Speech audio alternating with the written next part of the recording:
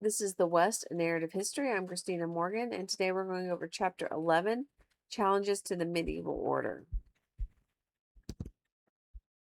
So, key questions: what do the crises of the late Middle Ages reveal? So, after 2 centuries of expansion with things getting better, we're going to see that things getting better in commerce, cities, arts, and intellectual life, things suddenly start to go wrong. There's an age of anxiety that develops. We're talking about pessimism, skepticism, self doubt, because we're going to see famine, food shortages, epidemics, disunity, collapse. That's what's going on. So people are just, it's a time where people are nervous and worried all the time.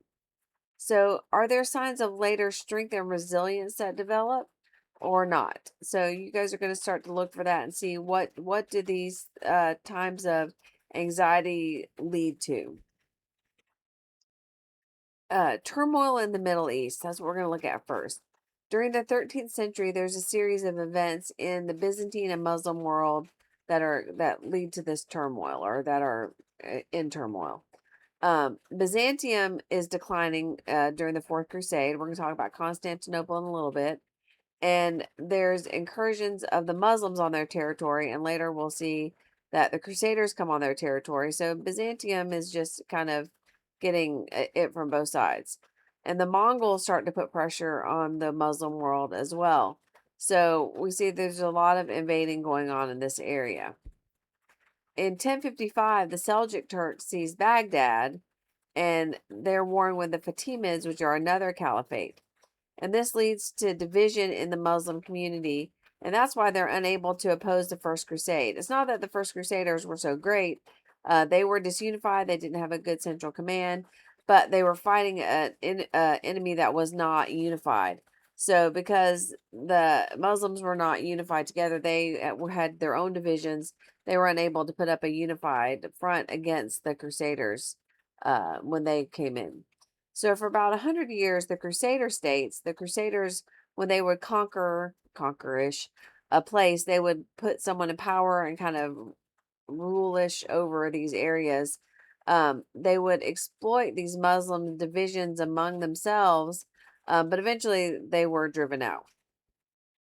And when the last Seljuk Sultan died in 1157, there's a power struggle, as there usually is whenever there's a change of or a power vacuum. Nasir, who is an Abbasid from the Abbasid faction, restored independence in Baghdad, but in this other area further east, there was a Shah in Khwarazm who created a rival caliph or put in a rival caliph. But before that could become a real problem, he was overrun by invaders, so it didn't really cause much of a division there. And some Europeans hope for an alliance with these Mongols against the Muslims. And there are some trading ventures and some relationships that make them think that this is possible. But eventually the Mongols convert to Islam, so that basically puts Europe back on the defensive and takes away any hopes of an alliance. Now, talking about Constantinople, Alex Comnenus asked Pope Urban II to help recruit soldiers for his wars. But the result was a long run disaster as it failed to recover any land. It declined the area commercially. The Crusaders actually attacked Byzantine targets, so they're attacking his lands itself. And the Fourth Crusade actually sacked Constantinople in an imperial coup. So they put in their own emperor. They took part in a plot to put another emperor in power in Constantinople. So this whole area idea of recruiting these soldiers, remember we talked about in the last chapter, these crusaders were extra knights who didn't have jobs because they had been trained to be knights by their dad, who was also a knight, because that's you pass down your job. And so they had really no work because there weren't enough wars going around. So they had the skills but not a job. So they had that idea of using them for this purpose turned out to be not a great idea. Now, looking at the Mongols, they were nomadic tribes from grasslands that border northern China. Their leader's name was Temujin, but we know him better in history as Genghis Khan. That's what more commonly people know him as.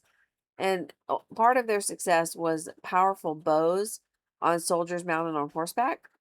But they had unified army with trained soldiers under a strategic command. So they had actually much better planning. And they didn't have any resistance of note until the Mamelukes, who emerged as the dominant Muslim power in the Middle East. And sorry about that typo there, guys. Um, some Europeans visited and wrote of the Mongols. The most famous that people know about is Marco Polo, although there's some debate as to whether he actually ever reached it there or if he didn't just hear a bunch of other people's stories and write them together. But regardless, that's the most famous people know about. Again, a hope of alliance was lost from the Europeans with the Mongols because they became Muslims.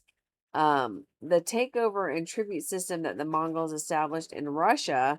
So basically, they took over the land and then they would just have the Russians pay them a tribute, like taxes. That allowed Ivan the Great to eventually overthrow the Mongols, and it laid the foundation for a Russian state in the future. The Mongols themselves became new blood for the Muslim world, and that threw Europe back on the defensive, as we talked about before. And here's a timeline or a listing of the crusading movement.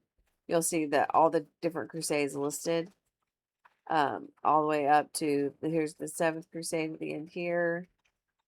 So those are all listed in your book. So challenges from nature. Nature itself was one of the biggest obstacles of this time. Climate change is not something new. It's not something we see just today or something we saw way, way, way back in the far past. From 1000 to 1300, Europe enjoyed a benign or easy climate. But then there was a little ice age, slowly diminishing average temperatures that set in and continued well into the 19th century. And this hurt the farmers, that affected their ability to grow food. So crops failed for decades, and this caused famine. So people just didn't have food to eat, and there was nothing in place to help people who were hungry. There was nothing, even the places that could grow food, there was no way to distribute it really. So there was no method in place to help people at that time. And wealth was not evenly distributed. So either you were rich or you were poor. There was no kind of um, even distribution. So it kind of caused social unrest. The population was too large for the land. So they had drained swamps and done different things to kind of maximize the land that could be grown. And it was too much for the population. And there was no social safety net.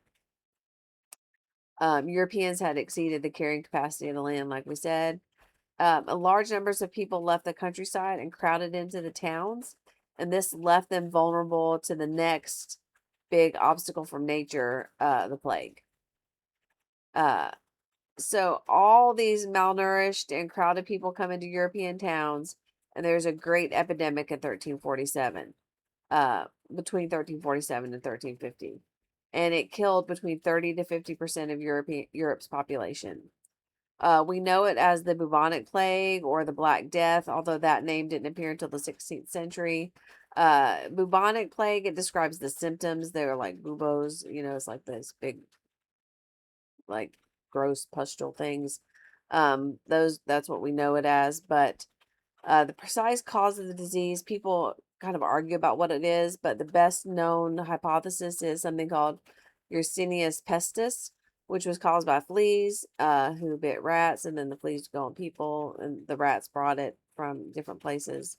And that was the ships that would come brought the rats, and the rats brought the fleas, and the fleas bit the people, and that's how people died. It also affected the Mongols and the Muslim worlds at about the same rate, 30 to 50% is what we think. So it was a worldwide epidemic. We just have more details about Europe. So what were the social consequences of losing that many people? Because they were unable to explain the cause and the disease spread of the disease, they turned to traditional explanations and turned on each other. So they blamed a group of people. And we saw this in COVID. So this is a very realistic or modern thing we can relate to. we saw people were blaming like who caused COVID. We would point fingers and say, oh, it was caused by this group of people or that group of people because we want an explanation. People just naturally want to find out what is the cause. And when we don't know the cause, historically, people blame certain groups of people. So at this time, they persecuted Jewish communities. There was also something called pilgrims, or people who made travels to religious cities, or flagellants, which they had these like whip things and they would like beat themselves with them to purge the sin that they imagined caused the plague. And so that was, there was like a preoccupation with death and the fact that life was frail and our time on earth was short. They also turned to astrology and fasting. So basically anything they could turn to figure out what might have caused this or something they could cling on to that might be a possible cure is what they did. The church condemned these practices and said this is not, this is not right. But they really had no power to deal with the crisis because they lost about 40% of the clergy the first round of the epidemic. So there weren't enough of them to deal with this crisis. And as the plague continued, despite people doing all these things, religious things, some Christians developed more of a strong personal faith, interfaith, as opposed to all these religious practices. Some survivors did benefit because there were popular uprisings following the Black Death. They show that old relationships could be renegotiated. So this dependence that people had on, the old social structure did not necessarily have to be the way that it was, where there was a noble who forced a serf who was basically, tied to the land and had to follow the Lord's commands. This did not have to be quite the way that it was anymore, because now there were so few people to work that they were more in demand. So the era was preoccupied with death. A lot of the art and literature of the time shows this preoccupation with death. Many paintings were of the Last Judgment. And again, the benefit to the survivors, reduced pressure on the food supply. There was more land for people who had no land. If you had a smaller amount of land, you could make it bigger. And wages rose because there was less labor. And like I said, if you were a serf, maybe you could get paid now instead of having just uh, giving a portion of your just mainly keeping a portion of your crop. There were also a series of peasant revolts as a response to the fact that wealth and stuff was so poorly, wealth and power were not distributed equally. There were some concessions. The upper class did make some concessions to the lower classes, but they remained firmly in control. Oh, here's the Last Judgment, one of the artistic renderings. Okay. There were a lot of spiritual crises during this time, and not necessarily related to the Black Death or the bubonic plague. Um, Pope Innocent III made this statement that he papal control over his church and Western Christians generally, but he had this like series of disasters. He wanted the church to become a high court in which nations could resolve disputes instead of going to war, which sounds great. But in order to do that, he wanted Europe's kings to become vassals to the Pope. And none of these kings liked this idea of having to swear allegiance to someone else. So he did have some successes, not in having them necessarily become his vassals, but just in general in negotiating things. He has some successes, but he just made the papacy look stronger than it was. And some of it, the supporting the Crusades, a lot of them were devastating. But his greatest achievement was the Fourth Lateran Council, which affirmed the church was a papal monarchy. He endorsed transubstantiation, which is about communion, which is where they have the little bread and drink the little wine or grape juice or whatever they drink, and what that means in the Catholic faith. And enforced clerical celibacy, imposed new pious duties on the laity, and laity are people who are not priests and who perform duties in the church. It left future popes in a difficult position because he stated that kings had no right to tax or judge the clergy. So that's great to state it. But if you're a clergyman who lives in France and now you've told the King of France he can't tax you or judge you if you break the law, it puts you in a hard position because what if the King of France says, I can do that, which is exactly what's going to happen. The King of France is going to say, I can do that. Um, Eventually, the papacy is moved to France through a series of issues we'll look at in what's called the Babylonian captivity. And then there's going to be something called the Great Schism, and we're going to look at those in just a second. So, Philip IV challenged all this by taxing the church, and Pope Boniface makes some concessions because he doesn't really have the power to stand up to Philip. And so it makes the Pope look weak. It shows that the Pope is not strong enough to stand up to him. And these events show that there are political aspects to church control, and some challenge this idea of papal supremacy altogether. So the Pope Boniface dies. The cardinals who convene to elect his successor have learned that people will support their king over their pope. So they have to decide that it makes them think a little bit about who they're going to elect. So when they elect their king, their pope, they end up through a series of events, they end up moving the pope to France, Avignon, France. Um, and then what happens is over time, let's see, is it on there? Okay. Rival popes excommunicate each other.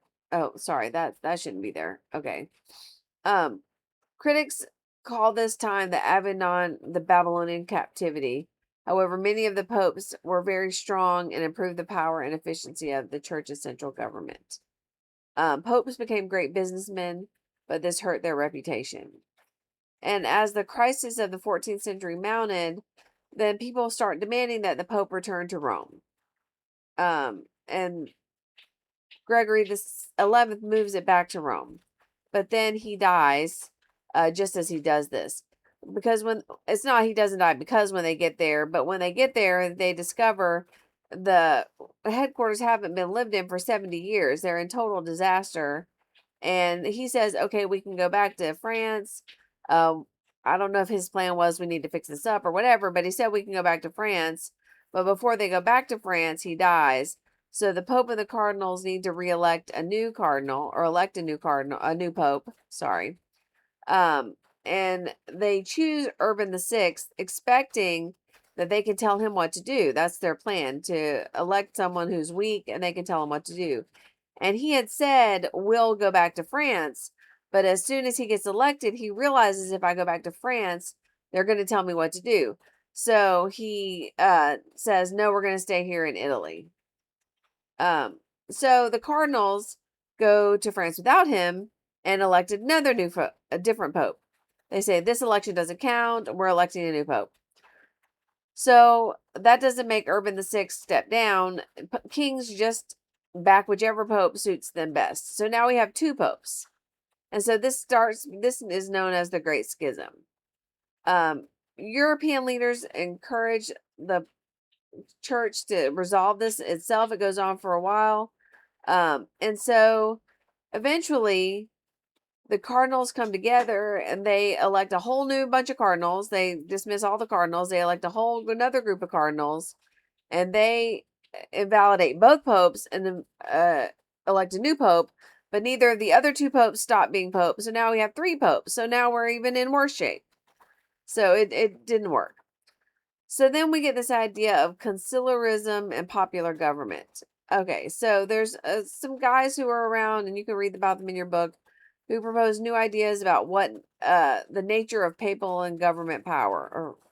But conciliarists, who were mostly concerned about, argue that universal church council would have authority to end the schism. And basically, the idea is that if you were injured, you would have the right to get yourself help. So the church is suffering, so it has the right to someone needs to help it. It can't help itself, and so the greater good needs to be served here, and so this church council can help itself. So there are church lawyers that have a bunch of arguments as to why this can't happen, and finally they say, well, only a pope can call this council, and they get the weakest of the popes to call the council. And every major power is represented: kings, cardinals, abbots, bishops, and everybody's at this meeting in Constance. And so what happens is everybody withdraws their support for all the popes, and they elect a brand new pope. So now we've got Pope number 4, the brand new pope, and so now we're good. And then later we're gonna kind of skip forward a little bit and get to 1870. Pope Pius IX publishes a doctrine of papal infallibility. I just bring that up because it's something that still exists today, and it says the Pope can't make a mistake. It's something that's just important still today in the Catholic faith. But the spiritual reputation of the church was hurt by this division among all the popes. And let me go back to that one that was in the wrong place. Um, with rival popes excommunicating each other. So one pope would say the other pope is not belong to the church, and the other pope would say that pope doesn't belong to the church, and all this stuff. Some Christians would turn inward, creating their own spiritual lives and enhanced a mythical understanding of their faith. So instead of listening to the priest or the pope, they started listening more to themselves, and so that will come and play a little bit. Because the medieval church claimed to be the sole intermediary between God and his people. But this idea of 3 popes confused people as to whether they were truly saved or not, because the sacraments were important, and knowing with the pope saying this priest does not count because this priest is not one I appointed, or all this stuff, it really made people confused as to whether what was valid and what wasn't, and it was a great spiritual crisis for most people. So lay people formed their own communities because they didn't have the money to join convents and different things, so they would form their own communities. And then mysticism thrived because it was a direct personal communication with God that didn't go through these priests. So people started sort of working around this system that was so spiritually confusing and a little disappointing. Now, just looking past all of that, let's look at political responses, the burdens of war. So we're going to look into what we call the 100 Years' War, and there was a dispute over who was the rightful king of France. So the Capetian dynasty had been on power, and the king dies without a clear heir. And so they pick up a guy who is the king, or who is through the mom's line. He's still a relative of the still part of the line of the family, but through the mom. Um, and so this causes Edward III to invade France because he says that's not valid. You can't be through the mom's line. So this is really just a smokescreen because he's just looking for a reason to invade. Um, he's just trying to take over France. And so this leads to 100 years of war. And there's periods of combat, periods of peace, but there's no resolution. Um, there's a few impressive military leaders: Henry V of England, Joan of Arc of France. Finally, the war ends in 1453 with England withdrawing from France and a French monarchy stronger than ever. So England doesn't win. France does. Neither one takes over the other. France comes out stronger. England just has its same territory. England experiences a brutal civil war known as the War of the Roses, based on the symbol of the two families that are at war. And the pressures of war have left division, waste, and suffering in both countries. Okay, there's a map of the 100 Years' War. So here's back to our key questions. Periods of stress pose challenges that reveal the weakness and prove the strengths of individuals and institutions. But despite the loss and misery of the era, some individuals and institutions benefited. So we saw how that happened. Which ones benefited and why? And are there signs of inherent strength that has seemed to have withstood this era of great challenge? So that is the end of chapter 11. I hope you learned something that you didn't know before, even if it's just about the bubonic plague.